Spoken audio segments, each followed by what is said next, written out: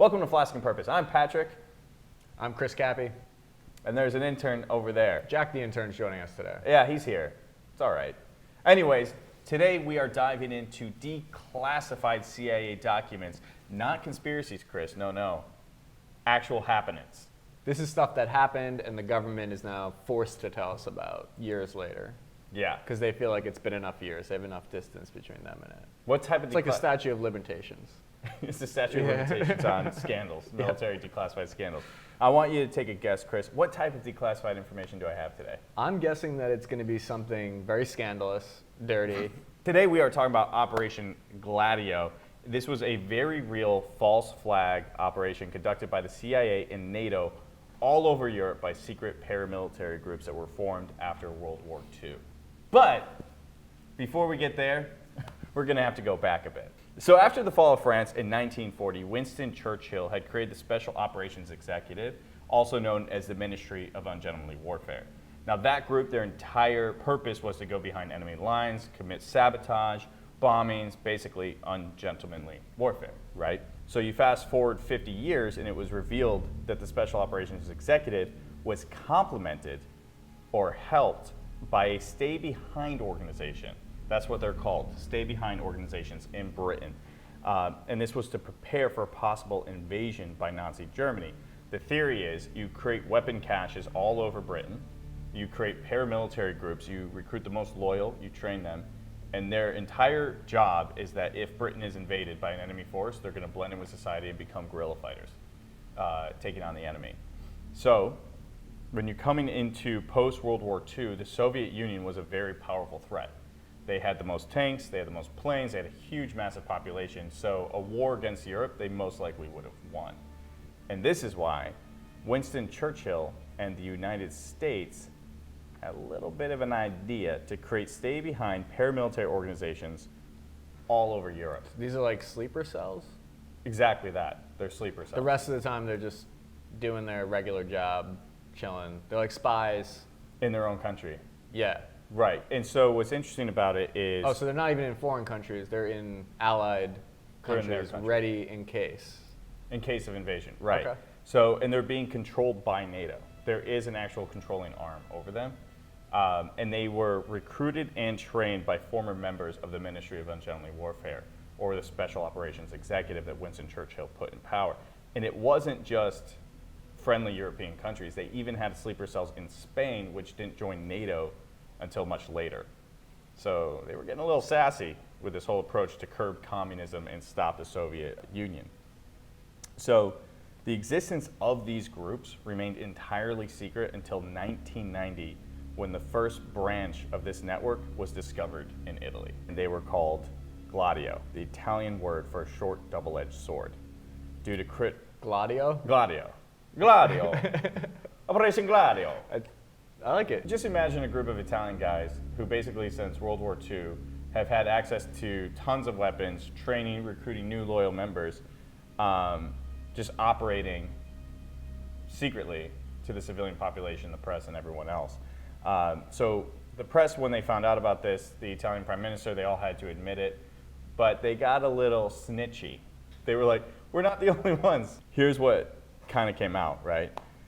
There were secret paramilitary groups part of this operation all over Europe, including Belgium, Switzerland. Yeah, way to stay neutral, Switzerland. I guess there's some holes in your morals, just like your cheese. Belgium, France, Spain, Greece, Denmark, Germany. So all over Europe, these paramilitary groups existed.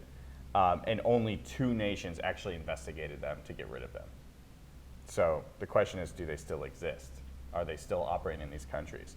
Now, where it really... What kind of operating are they doing, though, really? They're probably just chilling. Well, you would hope, right? So in That's the point of like a sleeper cell, is they do most of the time they're just sleeping. So in 1972, though, the Gladio group in Italy killed 3 military policemen. And then in 1980, they were... Unprovoked, just... Oh, well, we're getting there. Oh, okay. Then in 1980, they were involved in a train bombing that killed 85 civilians. Immediately after, both attacks were pinned on leftist and communist groups. So like a false flag They attack. were pulling off false flag operations. Was this happening all over Europe? Is that verified 100% true that it was those groups that did that? Yes, actually, this happened in 1990. These men were held on trial in Italy for these attacks, and they openly testified in court, we shouldn't be here. We were operating under the guidance of a very powerful, They snitched on their own government? Terrible sleeper not their cell. government, NATO. This secret arm that was operating this, so Yeah, yeah.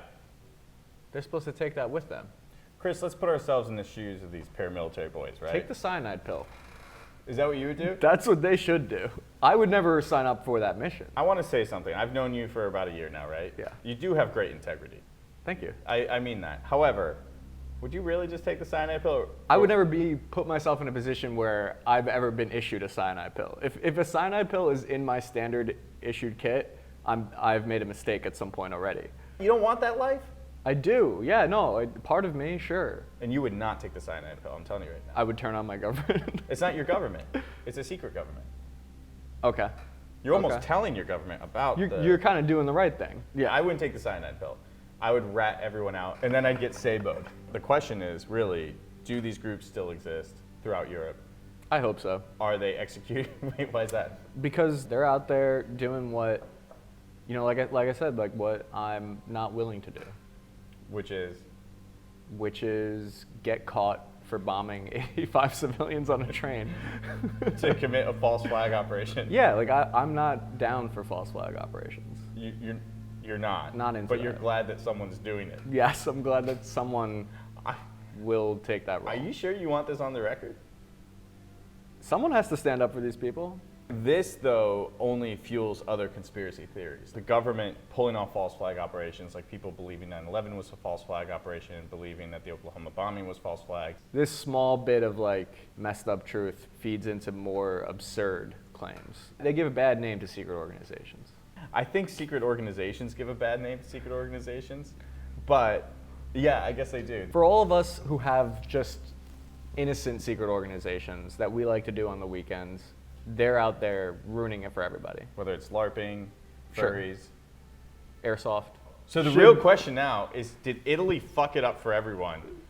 Should this have stayed a secret? I always feel like, yes, it should be a secret. It should have stayed classified. Why are we telling the civilian population? Now everyone can be paranoid about all this stuff. In the words of Morty, from Rick and Morty, nobody exists on purpose. Nobody belongs anywhere.